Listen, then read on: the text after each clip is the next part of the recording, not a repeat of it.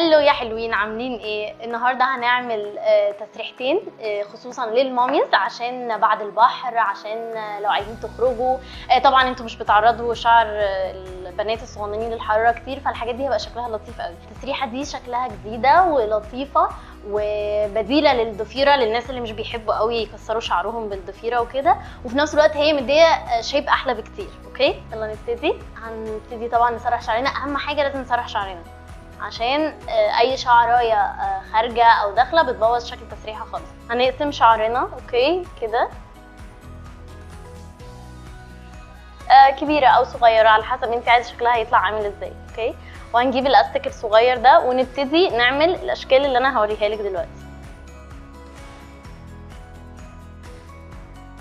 بس هنكمل بقى بقيه الاساتك، مش هنخلي سبيس بعيده قوي عشان يطلع شكلها مظبوط في الاخر.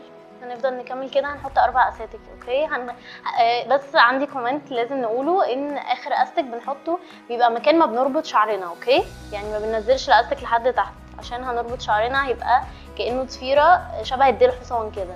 نعمل نفس الكلام ده الناحيه التانيه،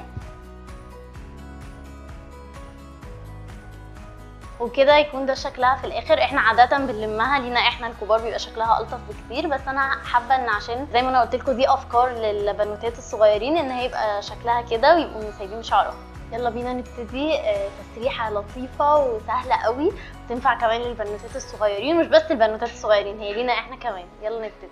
هنسرح شعرنا طبعا. اول حاجه هنعمل من ورا ديل الحصان، هوريكم هنعمل فيه ايه. مش ديل الحصان يعني، هنلم بس شعرنا من ورا. اوكي، وهنعمل ضفيرة من قدام.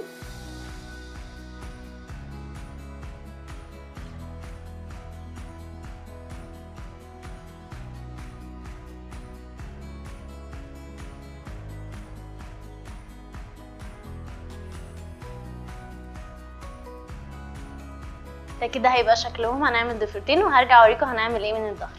هننزل التوكة شوية لتحت كده وهنفتح شعرنا كده، ننزله كده بالمنظر ده، بيدي شكل لطيف قوي. اوكي، ندخل الضفيرتين في الجنب كده من الناحية دي.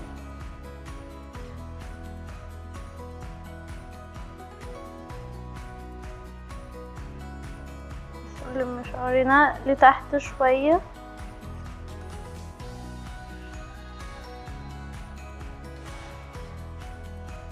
بس ده بيبقى شكلها في النهاية كده. انا وريت لكم شكلها من الظهر عامل ازاي. النهارده ما كانتش تسريحات تقيله، هي كانت بس كانت مجرد افكار للبنات، وطبعا دي ممكن تبقى لينا برضو احنا.